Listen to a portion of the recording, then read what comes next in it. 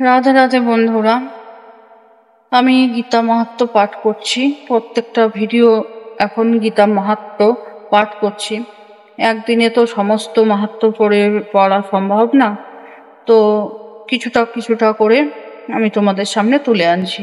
আগে পুরো মাহাত্ম্যটা আগে তোমাদের কাছে আনবো, তারপরে গীতার এক একটি করে অধ্যায় আমি তোমাদের সামনে তুলে আনবো।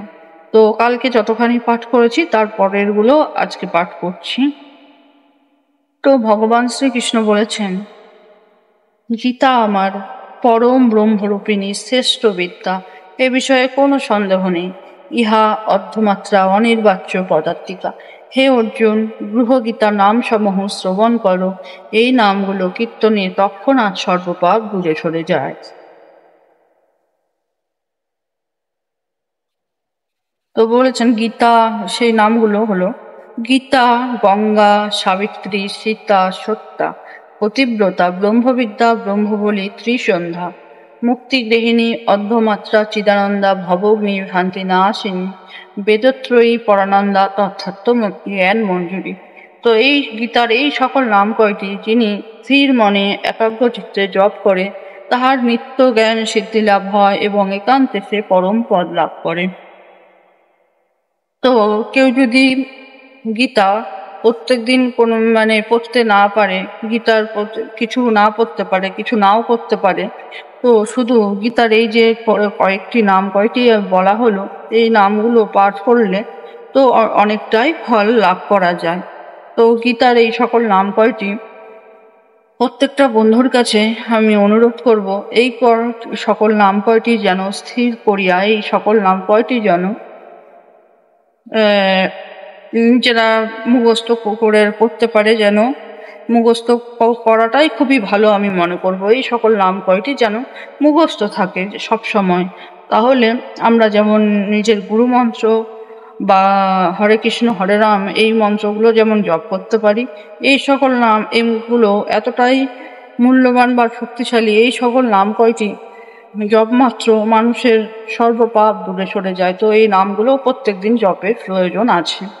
তারপরে যেটা বলেছে গীতা মাহাত্ম্যে, সম্পূর্ণ গীতা পাঠ করিতে না পারিলেও যদি ইহার অর্ধাংশ লাভ পাঠ করে কেউ, তবে গোদান জনিত গরুদান করার পুণ্য, গরুদান করলে যতটা পুণ্য লাভ হয়, তো গীতার অর্ধাংশ অর্ধেক যদি কেউ পাঠ করে, তো গরুদান জনিত পুণ্য, গোদান জনিত পুণ্য লাভ করা সম্ভব হয় এই গীতা পাঠের মাধ্যমে। গীতার 3 ভাগের 1 ভাগ পাঠ করিলে সেই ব্যক্তি সমযোগের ফল লাভ হয়, আর 6 ভাগের 1 ভাগ পাঠ করিলে তাহার গঙ্গা স্নানের ফল লাভ হয়। তো এই গীতা দানে, গীতা পাঠে গঙ্গা স্নানেরও ফলাফল লাভ হয়।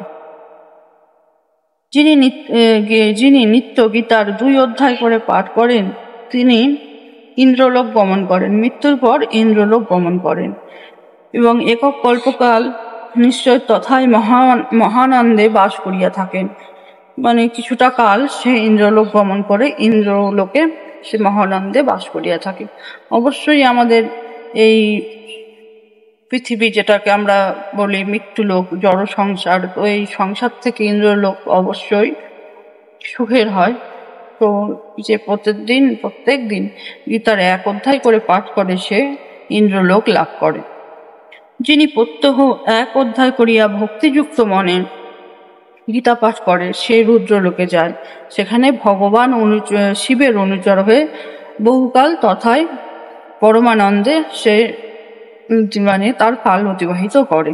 যে প্রতিদিন গীতার 1 অধ্যায় করে ভক্তিযুক্ত মনে গীতা পাঠ করে। যিনি প্রতিদিন অর্ধ অধ্যায় বা 4 ভাগের 1 ভাগ পাঠ করেন, তিনি সূর্যলোকে যান। সূর্যলোকে শত মর্মান্তর কাল তথায় অবস্থিত করেন। যিনি গীতার প্রতিদিন 10, 7, 5, 4, 3, 2, 1 বা অর্ধেক শ্লোক পাঠ করেন, তিনি চন্দ্রলোকে যাইয়া অজিত বৎসর তথায় বাস করেন। যিনি গীতার অর্ধেক বা 1/4 বা 1টি শ্লোক স্মরণ করিতে করিতে দেহত্যাগ করে, তিনি পরম পদ লাভ করে। যিনি গীতার অর্ধেক শ্লোক বা 1টি শ্লোক বা কিছু একটুও শ্লোক স্মরণ করিতে করিতে দেহত্যাগ করে, তার মানে এটা নয় যে বন্ধু যে সংস্কৃতেই উচ্চারণ করতে হবে। বাংলাতেই গীতার কোনো কথা, গীতার শ্লোক সে যদি উচ্চারণ করতে করতে বা যে যে নামগুলো বলা হলো গীতা, গঙ্গা, এই নামগুলোরও যদি কিছু উচ্চারণ করিতে করিতে মৃত্যু বরণ করে, সে পরম পদ লাভ করে। যে মৃত্যুকালে গীতার অর্থ পাঠ শ্রবণ করেন তিনি মহাপাপী হইলেও মুক্তির অধিকারী হন। যে সারা জীবনে কোনো পুণ্য করেনি, মহাপাপী, সে মৃত্যুকালে যদি গীতার পাঠ হচ্ছে সেই পাঠটা শ্রবণ করে, মৃত্যুকালে তো সে নিজের গীতা পাঠ করার মতো অবস্থায় থাকে না, তো শ্রবণে অনেক পুণ্য হয়। গীতা পাঠ করলে যতটা পুণ্য হয়, কেউ যদি ভক্তি নিষ্ঠাযুক্ত মনে শ্রবণ করে সেখানে আরো অনেক বেশি পুণ্য হয়। তবে মনে গীতার প্রতি ভক্তি হবে, ভক্তি থাকতে হবে, শ্রবণটা হবে ভক্তিমূলক শ্রবণ, সে মনে ভক্তি নিয়ে বিশ্বাস নিয়ে শ্রবণ করবে, তবেই তার গীতা পাঠের মানে পাঠের থেকেও বেশি সে পুণ্য অর্জন করতে পারবে। তো গীতা মাহাত্ম্য আজ এতটুকুই বললাম, এরপরে আবার কালকে বলবো। গীতা মাহাত্ম্য আমি আগে তোমাদের কাছে তুলে আনবো, তারপরে গীতার এক একটা করে অধ্যায় তোমাদের কাছে খুব সংক্ষেপে ছোট্ট করে, যাতে তোমরা বুঝতে পারো এমন ভাবেই তোমাদের কাছে তুলে আনবো। তো রাধে রাধে বন্ধুরা, আজকে তাহলে এতটুকুই।